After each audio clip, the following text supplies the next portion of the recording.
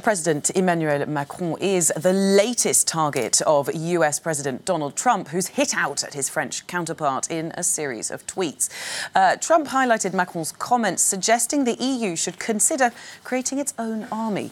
He also criticised Macron's low approval ratings. Well, let's go live to Paris now, where Annelise Borges joins us. Good morning, Annelise. It was called a bromance once upon a time. Is this the end of it? Well, most likely, Belle. Good morning to you, too. It really seems like one of these passionate breakups where one of the parties still has a lot of things to say, decides to send all these messages that will most likely be regretted the next day. Well, Donald Trump's angry series of tweets actually started on Friday when he landed here in Paris, and in a reaction to Emmanuel Macron's announcement that Europe should stop relying on the US so much for its protection, should create its own army. Well, Donald Trump called that insulting. According to the French presidency, the two men had an opportunity to talk it through.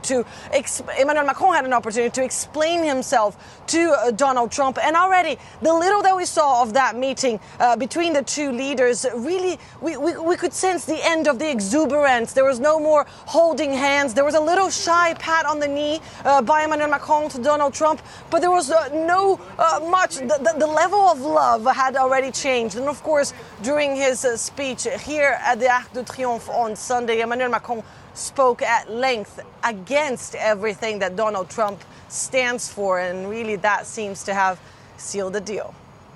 And at least it all got quite personal on Twitter. I mean, amongst the issues that Trump was talking about, popularity ratings of Macron, but also tariffs. Just tell us a little bit more about what Trump was actually saying in those tweets.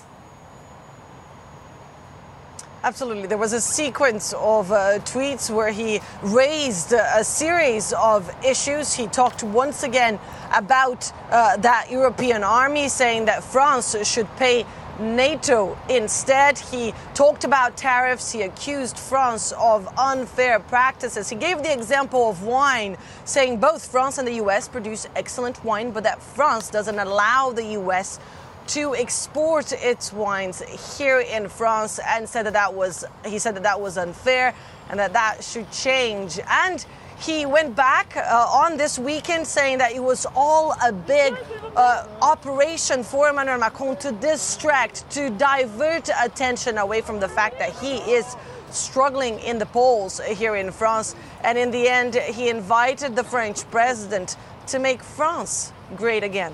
Now, the Italian cabinet has defied the European Commission and stuck to its spending plans. This comes a month after the Commission took the unprecedented step of rejecting Italy's big spending budget.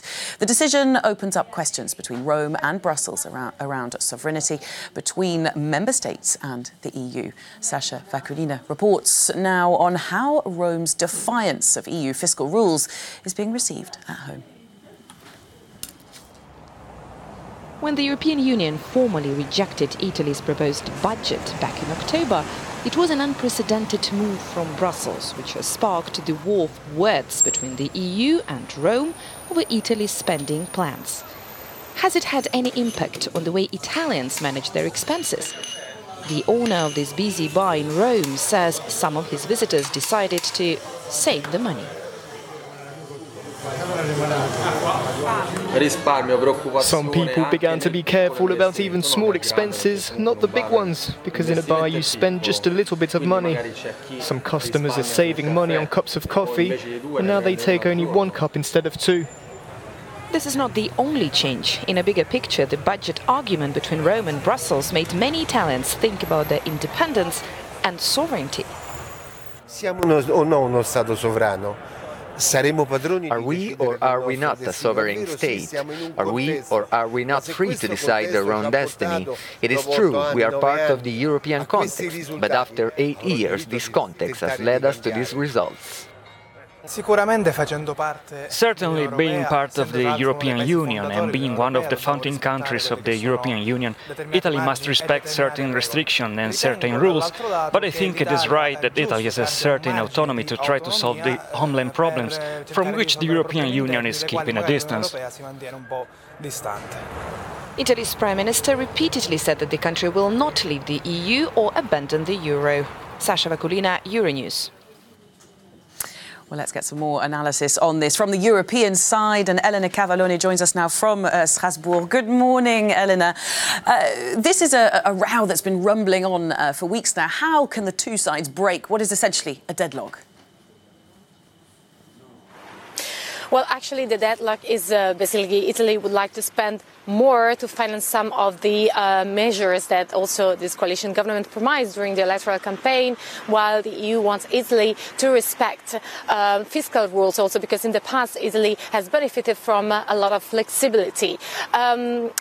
If the European Commission, I mean, the letter that Rome sent to the European Commission is very clear and said that they want to go ahead with this budgetary maneuver, which sets higher deficit well behind the European Commission recommendations. And this could open the way for an unprecedented clash with the European Commission. And on the 21st of November, the executive power of the European Union is due to give its final decision on the draft budget plan. And it's very likely to opt for an infringement procedure. And in that case, that would put additional pressure also on Italy's public finances. And Vice Prime Minister Matteo Salvini was very clear with that yesterday. He said that Europe has to deal with the decision of the Italian government.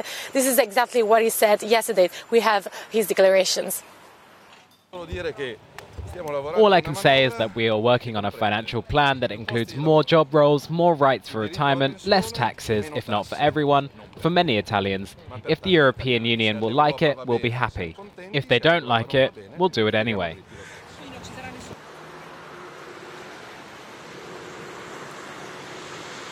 Yes, this is what Matteo Salvini said yesterday.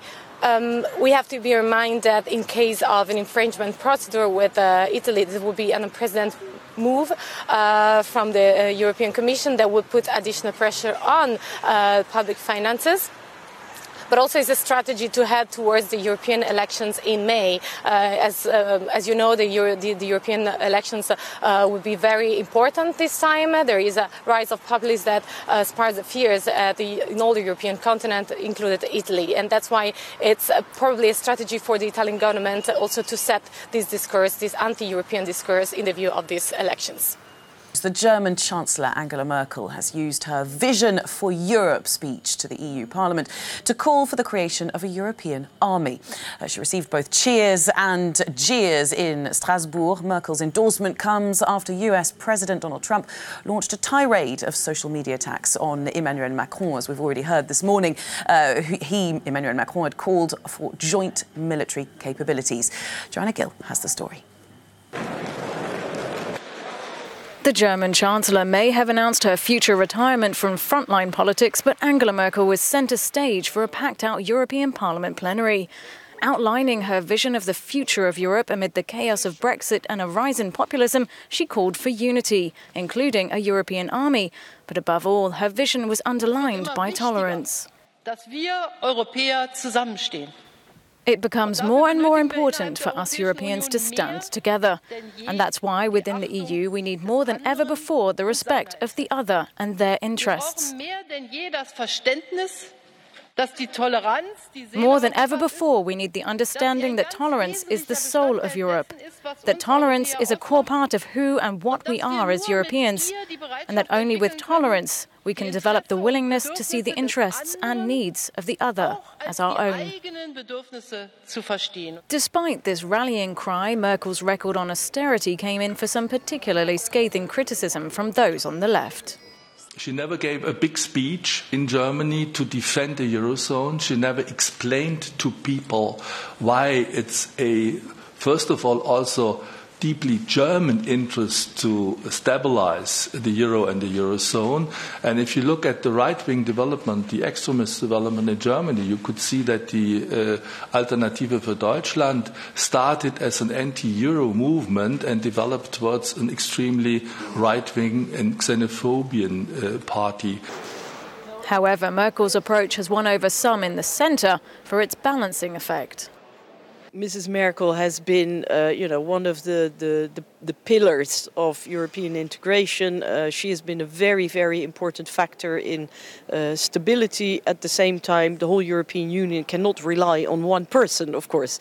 That would be unhealthy. Joanna Gill, Euronews, Brussels. Well, let's head over to Strasbourg, where Maeve McMahon is waiting for us. Good morning, Maeve.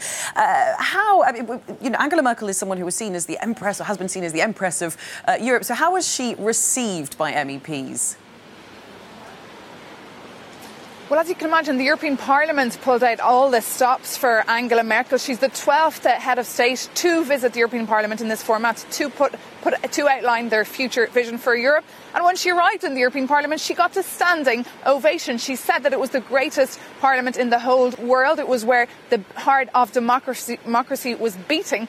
But she was also heckled by some. We saw some MEPs praise her and thank her for her open door policy back in 2015, say she was very courageous, but others blame her and say that was what brought about her downfall. Nigel Farage even thanked her, saying that she was responsible, among other things, for Brexit. And other MEPs from the far left of the room, who come mostly from countries like Greece, Spain and Portugal, who suffered a lot in the last couple of years, were highly critical and blamed her for her German-style austerity policies that have brought about a lot of poverty in their countries. Now, after her speech, I caught up with some of those MEPs, like Matt Carthy, an Irish MEP from Sinn Féin, and Stelios Kouglou, a Greek MEP from Syriza. We can take a listen now to what they had to say.